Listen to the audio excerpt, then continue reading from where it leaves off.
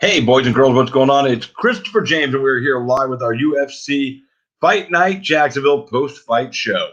So, jump in with me. You just never know what's going to happen. You never know who's going to show up, man. And let's have ourselves a good time tonight, man. You know what I'm saying? It is party time. So, we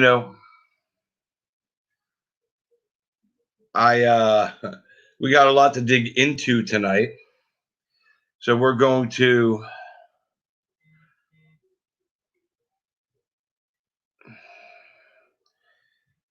get into all kinds of good stuff, man. How you guys doing tonight, man? Hope you're here and enjoying the show. God, I feel so bad for Walt. Yeah, we're gonna get into his fight in just a couple of minutes. I'm just updating a post real quick here, so we can have ourselves a little bit of fun. You know what I'm saying? You never know. We might even get some guests jumping in tonight.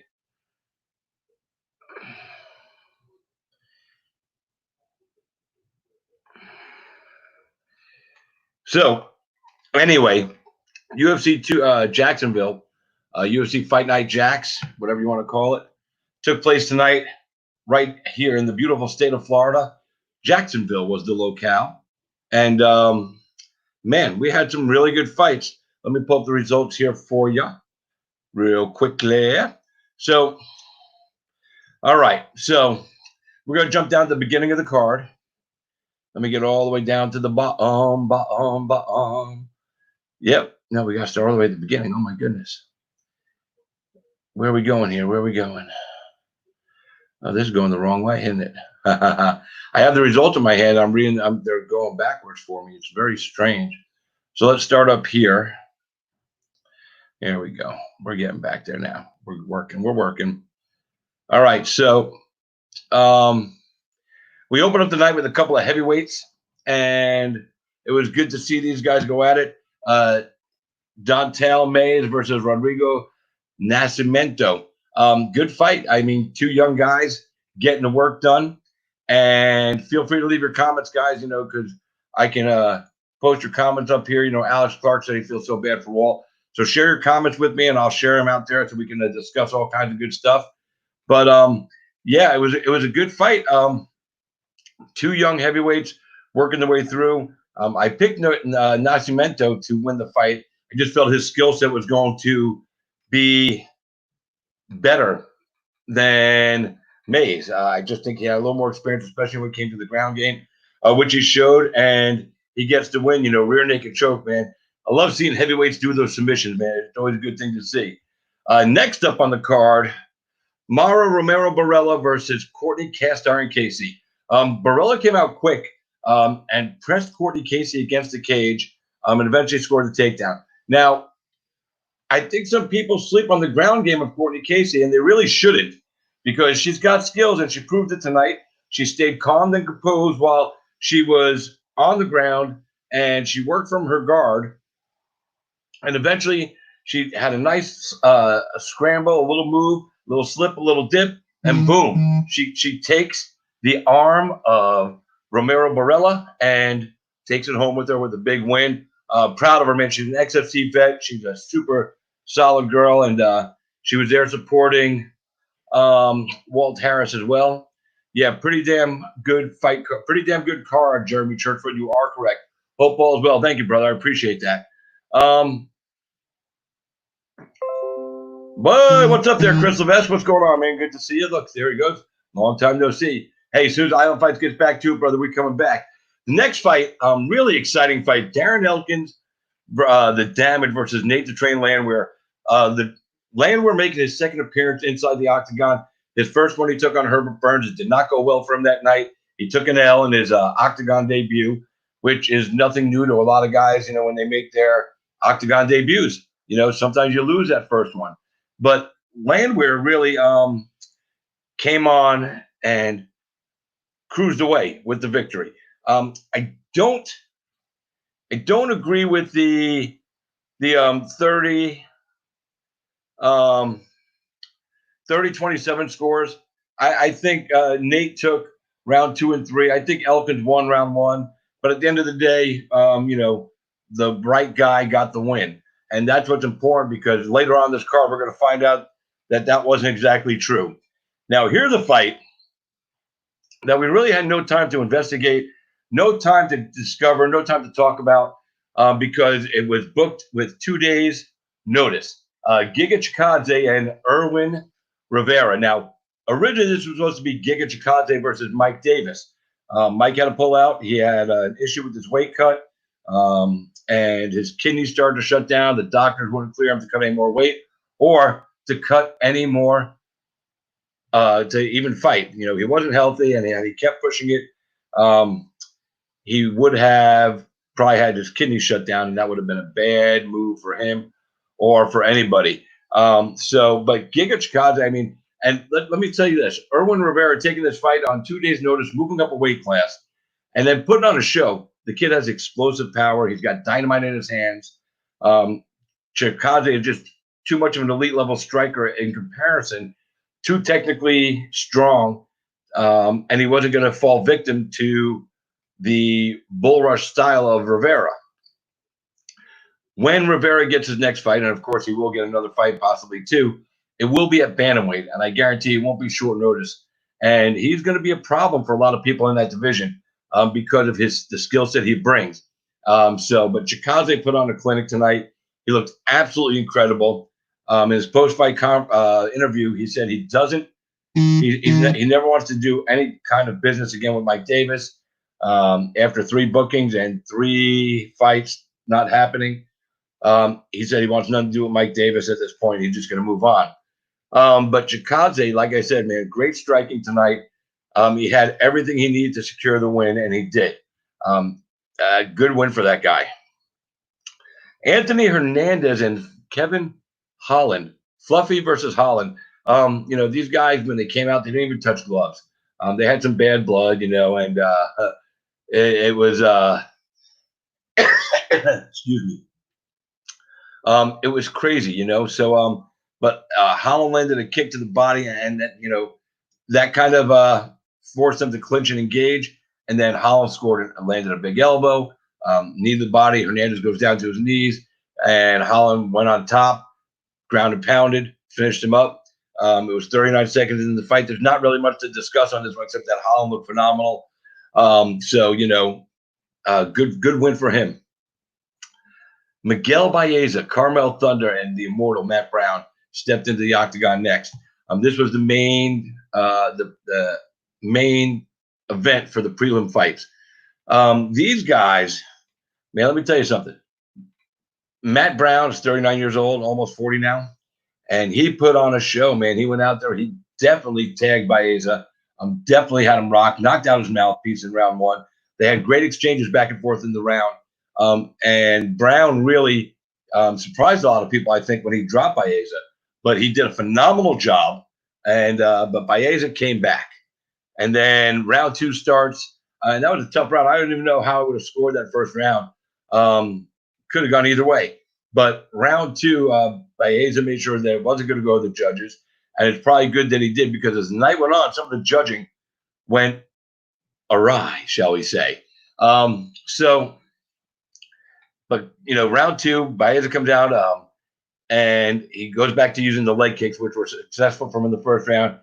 He caught Brown with a nice punch and dropped Matt Brown, and then he just pounced. You know what I'm saying? He just went in there, Baeza. He went in there and pounced. And that was it, man. It was really one other shot that finished the fight.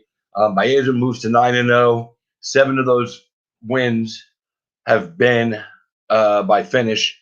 And he's 2-0 in the octagon right now. And the fact that his second fight is against a big name like Matt Brown, while it doesn't have the same clout it used to, it still has enough clout, and he's going to get another big name. At least a mid-level name at the very worst. But he's not going to get somebody who's just jumping in. That's not going to happen. But it was a great fight for him. He looked solid. Now, here's where the night went a little squirrely. Marlon Vera, Cheeto, if you will, and Song Yadong. Now, let me preface this by saying that I've seen a lot of people shitting on the Florida State Athletic Commission, Florida State Boxing Commission, whatever you want to call it, for the calls tonight. The judges and the referees, if you notice, you guys that follow events in Florida and are here on the regular regional tour all the time and watching our cards in Florida, you guys know that Herb Dean, Dan Mergliotta, Jason Herzog, Keith Peterson are not in the regular Florida rotation, as well as a judge like Chris Lee and Sal D'Amato. So they only travel with the UFC. Some of the referees do travel with Bellator, but really all these guys travel with the UFC.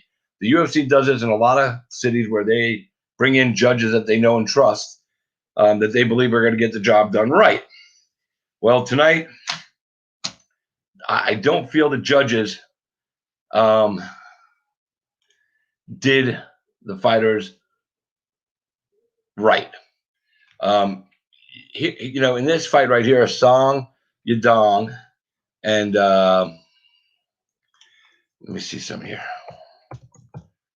Song Yadong and Chito Vera. So let me see, I'm going to pull up some numbers for you right now. So while we're doing this, so if you go look at this fight, and you break it down round by round, which we are going to do, because there was 2 takedowns, but those were scored by Vera in round 3. But in round 1, if you look at the numbers, it was a stand-up fight for the first 2 full rounds. In round 1, Marlon Vera won the striking battle. Round 2, Song won the striking battle. Let me see. Let me move this down here a little bit. So, I really hate when they score every fucking strike a significant strike, because every strike is a significant strike. So, but in round 3, the numbers were close within a punch or 2 of each other, but the 2 takedowns and the real significant punches in that round were landed by Vera. Plus, he scored the 2 takedowns. So you give him round 1 and round 3. How did Song, for the second time, get a victory when he didn't earn it? Not really sure about that, but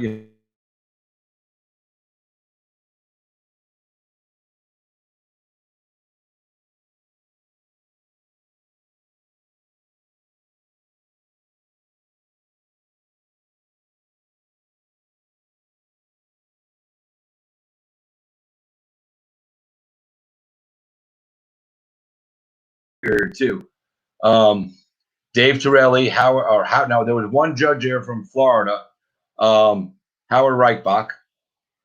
He scored it, 29-28. The other 2 guys scored 29-8 for Song. So I don't know. So we move on from that fight. Can I have all the judges' names here? Next fight was Christoph, Jaco, and Erik Anders. There was really no doubt in this one. I love Erik Anders, but he got outworked tonight. He definitely, he lost the fight. It happens, he had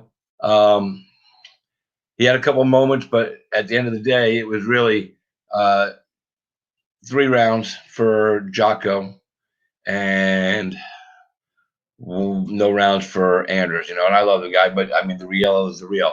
Now, Edson Barbosa and Dan Ige. Numbers are close. I mean, according to the stats, 80 landed significant strikes total for Barbosa, 80 out of 144. So that's landing him at a 55% clip. Ige landed 79 out of 164, 48% clip. So let's see. Let's break it down. Ige landed a takedown.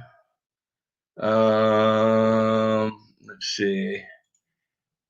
But if you look at the numbers all the way around, I just don't get it, man.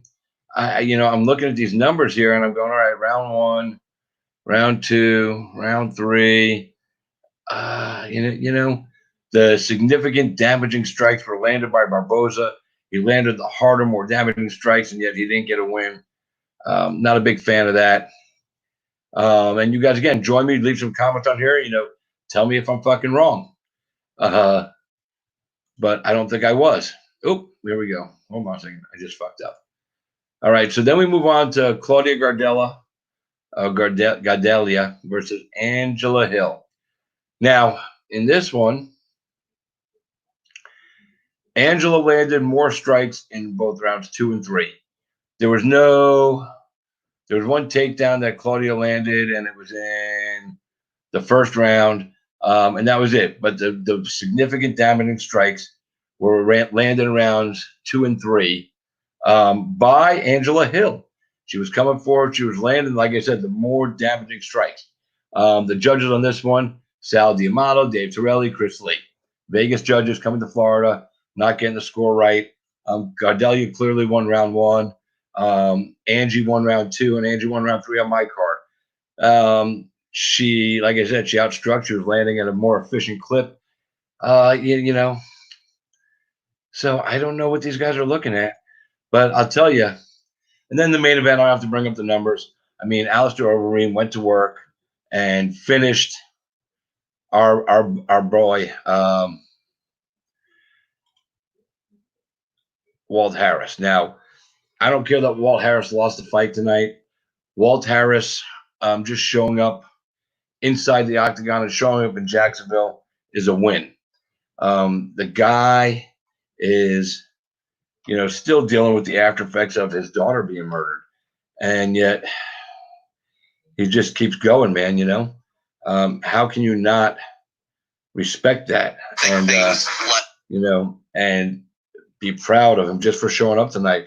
It just gives motivation to show you that you can do anything you want in life. So he proved it tonight. And, he had a chance in the first to finish it. But Reem is a tricky veteran. Reem's chin held up really well because once he started getting tagged, I didn't think it was going to last. Because he's proven over the last little bit that his chin doesn't necessarily hold up the way it used to. And Walt's a big, powerful man, and he landed some punches. But at the end of the day, Reem, I've never seen a fight where the decision announced and the guy that won the fight looks like he lost. I don't think Reem wanted to be the guy that had to welcome back Harris because of the outside possibility that he was going to win. And, who wants to ruin that moment for Walt Harris and his family? He was fighting for his daughter, Anaya. And I spoke to Harris early in the week. He seemed to be in a good spot mentally, but, he got caught tonight and he couldn't recover. It happens. So, if you guys got anything you want to discuss with me, man, come on. We live, baby. We live. Oh, live. Oh, live. Oh, live. And we can talk about stuff all night long. So,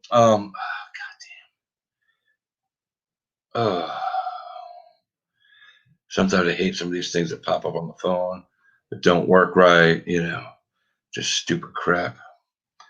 But anyway, so who's in there with me now watching? Feel free to give me some commentary. I do want to say, like I said earlier, the Florida Boxing Commission did an outstanding job this whole week, man. They held 3 events. They oversaw 3 events. And I felt they did a good job. The referees and judges, for the majority, weren't Florida judges, weren't Florida referees. So, the UFC wants to bring in their people, and they do it all the time. They don't do it just here in Florida. If you notice, the Traveling Roadshow, they do it in almost every single locale that they show up in. So how can you blame Florida? Now, and it really does suck for the commission because they're going to, hear all the shit that, really isn't deserving. It isn't deserved by them. But I don't know how to address it because when the UFC comes to town, they want to bring in what they feel are high caliber referees and judges that have been, covering the big events. So, they don't have a lot of guys here in Florida that have that experience. And there's the same thing in a lot of states, unless, one of these big star referees, excuse me, one of these big star referees is based in Florida, but they're really not. So, most of them are out on the West Coast or near Vegas because that's the fight capital of the world. So that's where they live. That's where they work. You know, Mike Beltran, one of my favorite refs out in California. It's just the way this world works, and it's the way this business happens, and it's not going to change. And I'm going to tell you, nothing is going to change as far as referees and judges improving and getting the scores right, or making a stoppage at the right time, until there are ramifications and repercussions imposed on judges and referees. The problem is they go to work and they do their thing, and even if they get it wrong, they don't suffer. They go home, they hang out with their families. Doesn't cost them any money, but it costs the fighter money if the judge gets it wrong. It costs the fighter money if the referee stops a fight before it's really over. And they go by unchecked. I've never seen a commission overturn a referee or judge's decision, not once. Now, I'm pretty sure it may have happened here and there. And when I say that, you know, there have been decisions that turned into no contest, but it wasn't because the referee or the judge did the wrong thing. It was usually, you know, a drug-related issue that caused the fight to be overturned. So how do we fix it? You penalize the judge, you penalize the referee. There has to be an independent panel that oversees fights and oversees fight results. And if these judges and referees don't get it right, they should be subject to scrutiny of this independent commission. And the independent commission has to consist of those that truly have a record of getting it right at a 90 to 95% clip. Nobody's perfect, so you're not going to get it right 100% of the time. But if your credibility falls below 90 to 95%, then you shouldn't be working, because a fighter's health, safety, welfare, and financial status all hinges on you doing your job right. It's irresponsible if you do it wrong and you cost a fighter money, especially since there's no ramification for you. Oh, well, you know, I'll just go to the next event. They'll book me next time. No big deal. They're not going to fire me. They're not going to fine me. They're not going to suspend me. They're not going to force me to take classes on how to improve myself. So really, why should I change? You feel me? So until that happens, the sport's going to be screwed. And it's the one thing in this sport that needs to evolve, probably more than the athletes themselves, is the judging and refereeing. All scoring facets have to improve. Live scoring, you know, people were all hyped up about live scoring a few months, but let's do live scoring. It's gonna live scoring only shows us which judges are fucking idiots sooner rather than waiting till the end of the fight. That's it. It's not going to make them change how they judge. Sal D'Amato doesn't care what we think of his score. He's going to score it how he wants to score it. You know what I'm saying? So, and most of these guys don't care. You know, they want to be impervious to what we think. So, you know, and that's how it works. You know, that's how it's always been. That's how it's always going to work. So, you know, like I said, it doesn't matter if it's, you know, if it's Dave Torelli, Chris Lee, Sal D'Amato, as long as they're continuing to get assignments, why should they change? You know, I mean, that's really what it comes down to. Why should they change what they do and how they do it if there's no penalty and repercussion for them? That's what's going on there, and that's what happens. You know what? I need to get out of this studio. So I need to be out somewhere pretty. So let's hang out in the fucking sun overlooking the. There we go. We look so much better right there, man. It's the sunset going down. Maybe the sun coming up. I don't remember, to be honest with you. But that's just how it goes. You know what I'm saying? We know the judges and referees aren't going to get it right every time, and we expect that. But when you have three really, what I would consider bad decisions, all on the same card, it is a travesty. I wish that they could get this shit right, figure out a better system to implement, and then implement it.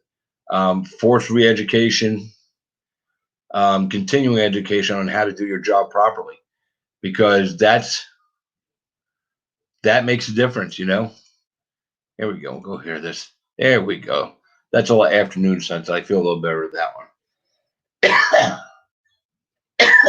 Excuse me. So,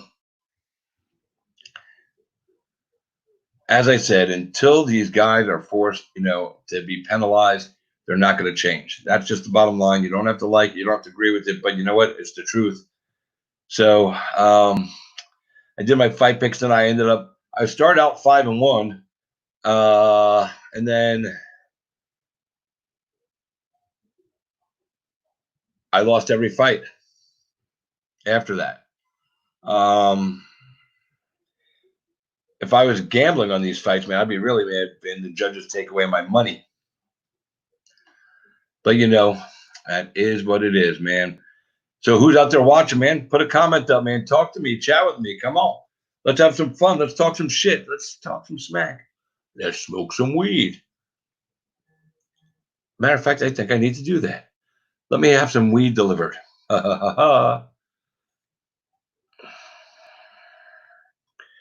Yep.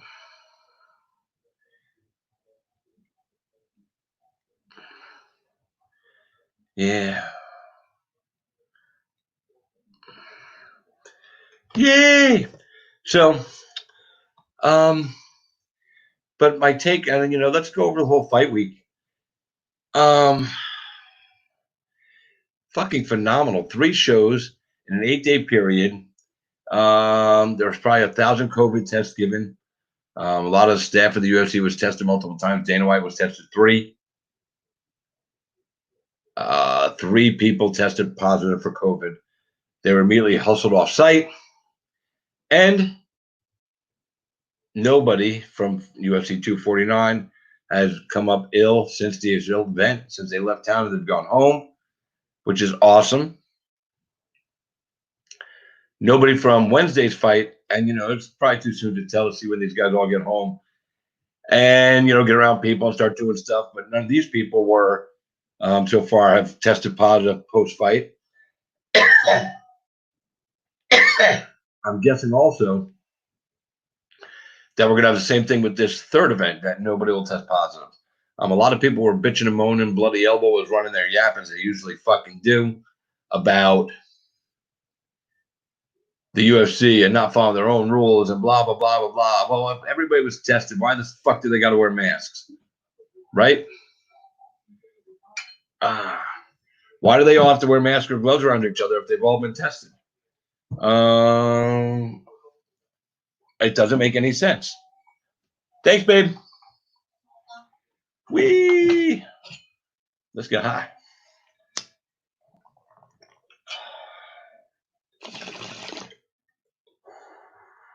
That's good.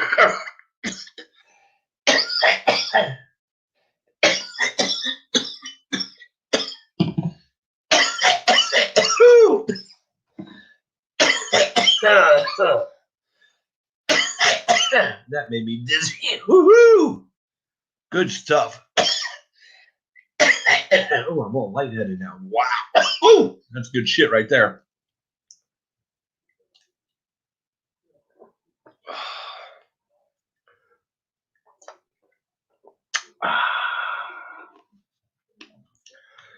Well, that's it, I guess.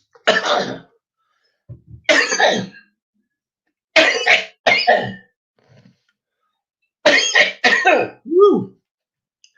So who just tuned in, man? What you got going on? Woo. That's a good one right there. Hell yeah. With beautiful scenery behind me to enjoy. I love the sunset. Yeah, what's up, Patrick Burke? Woo, that was really good.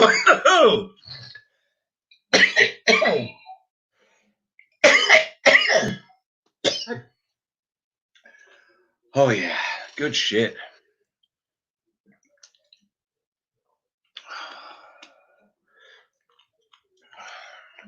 It's one of those that made me sweat.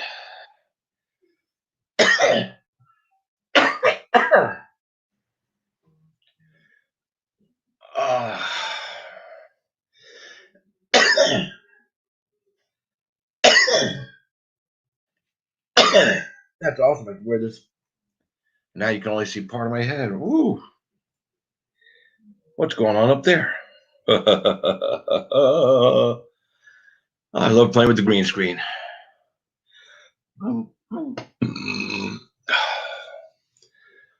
Ta-da! So where was I? I don't even know where I was, man. I got to get out of the sun now.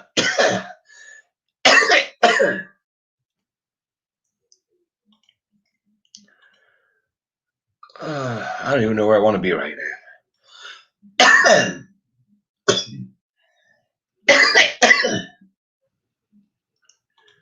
Oh, there we go. No, we don't want to be there. Oh, there we go. We'll go to the city. Chill out, man, with my city view behind me. Yeah, that's what I'm talking about, baby. We live in it. Oh, you gotta love it, man. You gotta love it. Patrick, did you watch the card tonight? What did you think of the card tonight, man? Give me your thoughts and your take on some of these fights. If you guys are just tuning in, it's KHR Christopher James doing a post-fight show. Feel free to drop your Facebook comments so I can read them and I can share them on the screen.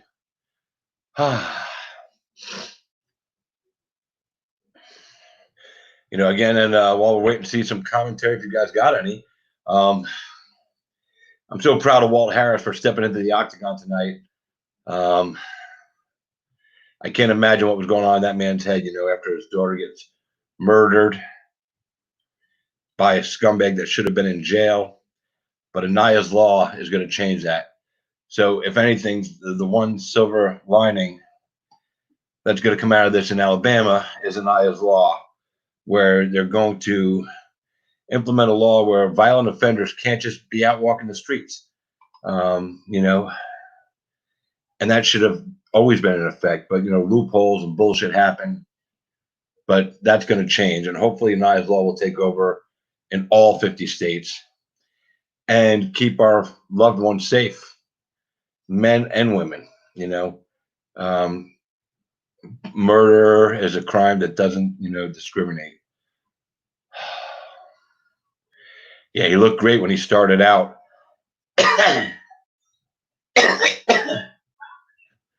Some good stuff I got from the dispensary, I tell you. Florida stepping up their game. Yeah, he started out awesome. You know, like I said, you know, I've never seen a fighter win and look so disappointed in winning tonight than I did in Alistair Overeem. A lot of class and respect should be shown to him. You know, he could have went out there and just, you know, been a dick and whatever. But I think even going into this fight, he felt a lot of pressure. Who wants to be the guy to beat up Walt Harris tonight in return after such a horrible situation? Nobody. You know, so very classy the way he handled it after. I mean, even in the post fight or in the octagon, Reem offered Harris training. He said, "Come with me and train together with me, man, and we'll get you there." That's just class. And, you know, Reem did that after he got beat up by Curtis Blades. He went to go learn. He's continually, he's, you know, a student of the game and continues to educate himself to try to keep up with these young bucks that are coming up. So, you know, hats off to him. Great show of class. Pre-fight, post-fight, during the fight, A+ for Alistair Overeem. The UFC gets an A+ for the week. 3 events. Did Hill win? She looked awesome, but I missed it. Nope. The judges decided to not give her the win that she definitely earned inside the octagon. You know, I'm not the only one, and I don't like to use the term robbery because I think it's overused. But Chito Vera, Angela Hill, and Edson Barbosa all got robbed tonight. I mean, there's really no other word to use. Very sad.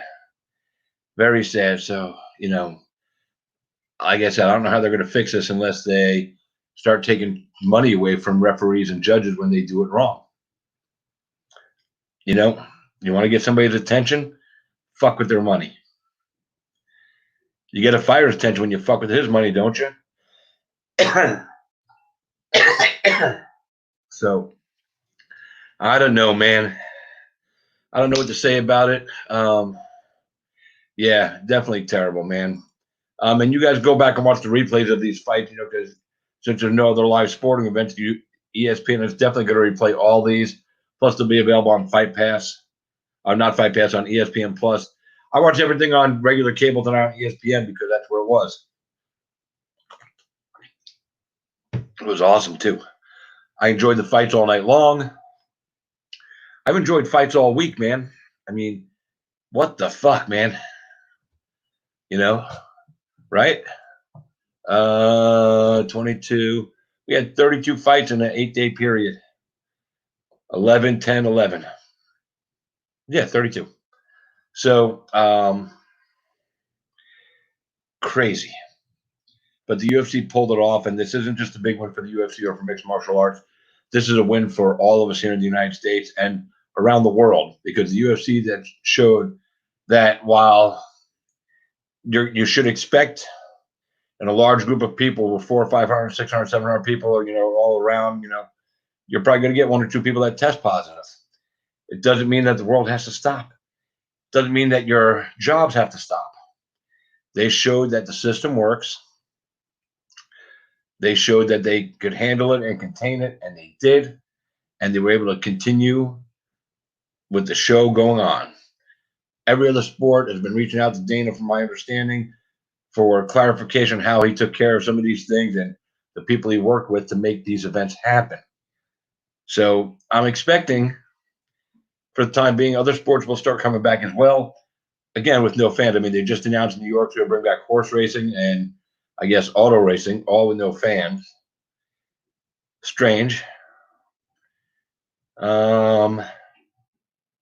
But that's the way it's going to be. So, but the UFC also showed business, and whether it's a sports related business or not, that you can go back to work, you can implement safety measures, and you can get the economy rolling again. The thing that's going to save our economy, I talked about the other day, is marijuana, recreational across the states. Every state on a federal level says, we're doing it. So much revenue will be generated. We'll be back on a positive track. Yeah, that one still hit me. Woo! Phenomenal week of fights, man. Hats off to Dana White for standing his ground and promising events and then delivering. We've been treated. We've been spoiled this week. Hats off to every single fighter, coach, corner, team, staff member of the UFC that said, the risk is worth it. I think the risk is overstated, by the way. I don't think it's as bad as people want to make it sound. The fear-mongering media is trying to control the narrative, and it's horrible. But the UFC proved it doesn't have to be that way. Implement safety measures and go to work. That's what it's all about. So at the end of the day, thank you to the UFC. Thank you to every fighter and staff member, fighter on the roster, staff member that's part of the show. Thanks to the Florida State Boxing Commission. I wish that was it, but it'll probably be Joe Martinez if he's around. I have no say in that, but I appreciate that.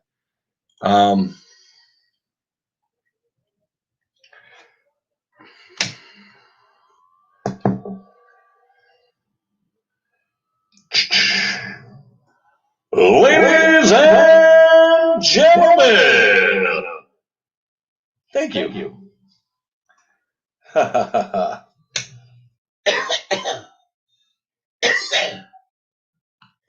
appreciate the vote there, brother. So Monday night we're going to have on Nico Price. He called out Mike Perry. I was talking to him on the phone today. He told me who he wanted. I made the announcement earlier today. He's coming for Mike Perry. He's coming for Mike Perry's head. Mike Perry's, still beefing with Darren Till and a few other people. So who knows where Mike's at right now? Hopefully, he's been, seen the tags that were included him, and maybe he'll respond.